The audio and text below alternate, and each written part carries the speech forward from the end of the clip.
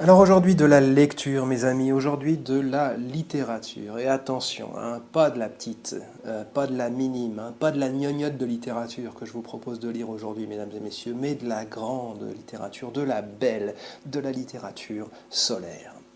Ah, et je vous vois vous crisper insensiblement de l'intérieur. Oscar va nous parler d'un truc chiant, d'un truc prise de tête, genre de truc tout autant magnifique qu'ennuyeux. Je sais pas si, hein, déjà que j'ai pas trop la frite en ce moment, là, tout le monde s'est passé le mot autour de moi pour venir me faire chier au même moment. Alors, allez en plus me colter hein, dans mon temps libre Proust ou bien sa Madeleine, là, merci, hein, très peu pour moi.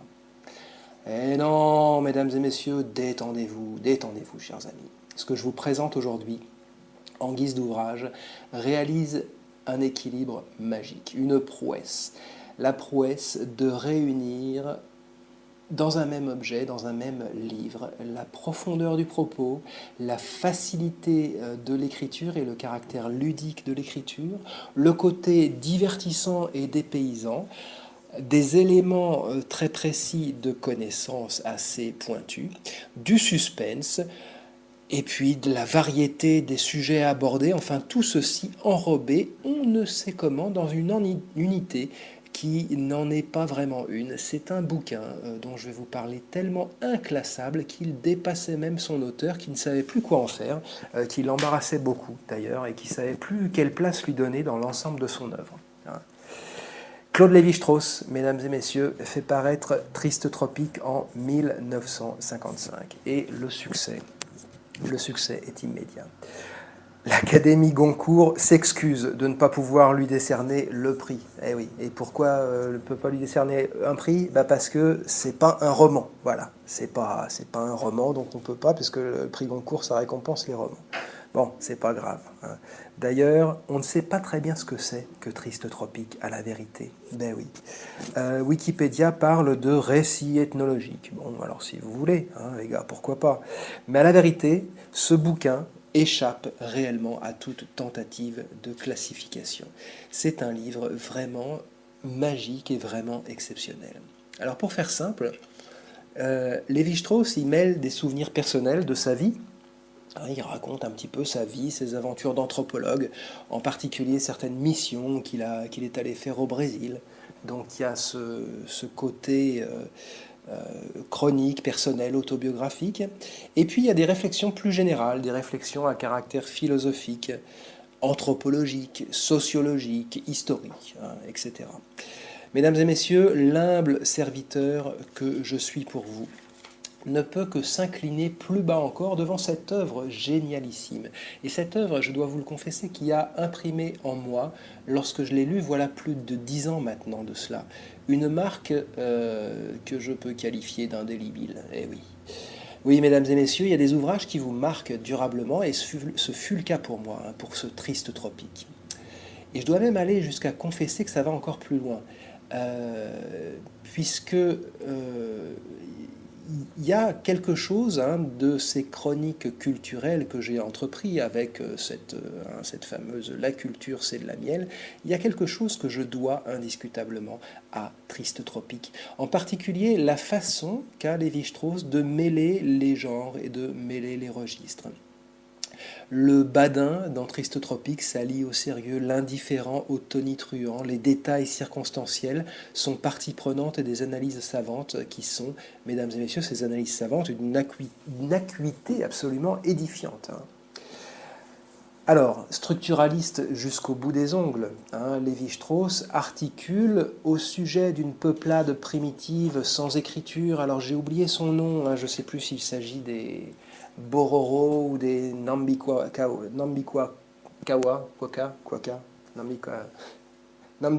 pardon. Bon, bref, donc une peuplade primitive il articule, il compare en fait leur mythe, leur art et leur organisation sociale dans un ensemble de significations cohérentes et solidaires les unes des autres. Et il aboutit en particulier à des conclusions qui, pour moi, ont été une sorte de détonation intellectuelle, hein, montrant, en fait, c'est sa thèse, que leur art, au lieu d'être, comme on s'en ferait une idée assez vulgaire, une sorte de révélation hein, d'une supposée nature profonde, leur art exprimerait quelque chose d'eux-mêmes, eh bien, à l'inverse de cette idée, leur art avait la fonction, au moins partiellement, de masquer à leurs propres yeux le fonctionnement réel de leur société. Eh oui. Hein. Alors là, j'en étais comme de ronde-flanc, parce que qu'une société primitive, sans écriture, soit une société évoluée et pleine de richesses ethnographiques qu'il vaut la peine d'étudier et de montrer, bon, ça c'est une idée, hein, à la vérité, que n'importe quel petit bien-pensant de droite ou de gauche ne manquera jamais de vous rappeler, prouvant par là qu'il sait très bien mémoriser un discours préformé. Hein. Il vous le rappellera si jamais, par exemple, vous oubliez une seconde le politiquement correct et si, comme je l'ai fait tout à l'heure, vous les appelez des sauvages, par exemple. Ah oui, mais tu comprends, sauvage, faut pas dire ça, c'est très raciste, ethnocentriste, etc., etc. Hein.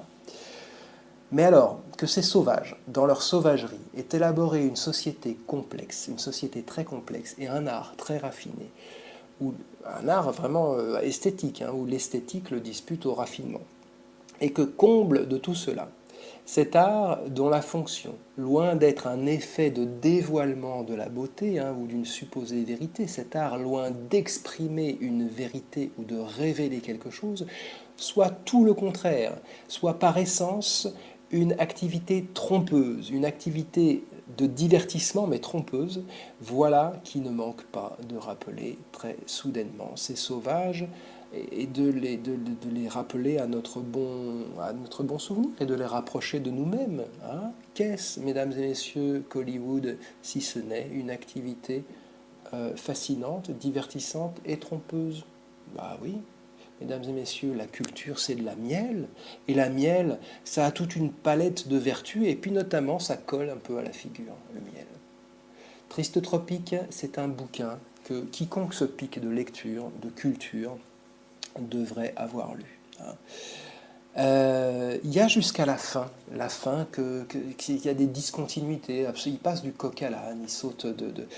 La fin, je la trouve absolument magique, bien qu'elle soit en apparence moins intéressante, parce qu'elle a en apparence rien à voir avec ce qui précède. Et elle relate la fin, plusieurs chapitres de la fin, je ne sais plus exactement combien. En fait, tout ce que je vous dis là, ça s'est tellement imprimé dans ma tête que je vous en parle même de mémoire de ce bouquin. Je ne l'ai même pas sous la main en vous en parlant. La fin, ça relate une errance qu'il a eue, une errance peu productive à la vérité, quand il était au Pakistan. Alors il raconte qu'il prend des trains, etc. Puis il observe, quoi.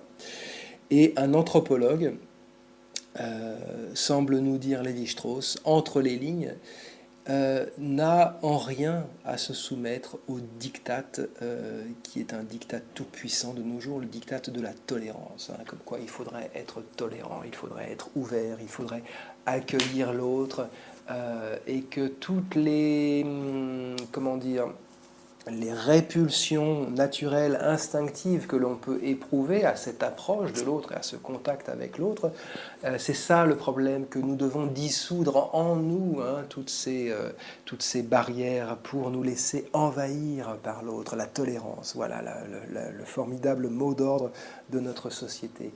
Eh bien, Lévi-Strauss n'était pas du tout quelqu'un de tolérant, mesdames et messieurs, il n'était pas non plus quelqu'un d'intolérant. Et en fait, la vertu de tout ce bouquin, Triste Tropique, et en particulier des derniers chapitres, c'est de sortir de ce dilemme absolument absurde, absolument abétissant, hein, qui veut qu'on soit sommé de choisir. Est-ce qu'on est tolérant ou est-ce qu'on est intolérant? Eh bien non, ça n'est pas ça, mesdames et messieurs. Ça n'est pas entre ces deux alternatives aussi stupides l'une que l'autre que l'on a à choisir, lorsqu'on est anthropologue en tout cas. Lorsqu'on est anthropologue, c'est une connaissance que l'on vise, ce qui n'a rien à voir avec une tolérance, c'est tout autre chose. Et c'est ce que Lévi-Strauss essaye de définir, c'est ce que Lévi-Strauss nous expose, c'est la science de Lévi-Strauss, l'anthropologie, la connaissance des sociétés humaines, et c'est aussi ce qui préside à sa façon de voir le monde, à sa façon de sentir le monde, d'appréhender le monde. Un anthropologue, mesdames et messieurs, ça n'est pas un saint, c'est une toute autre activité, l'anthropologie. Mesdames et messieurs, c'était Oscar Galapagos et je vous le dis encore une fois, au cas où vous ne vous en souviendriez plus, la culture, c'est de la miel, alors gardez-vous-en.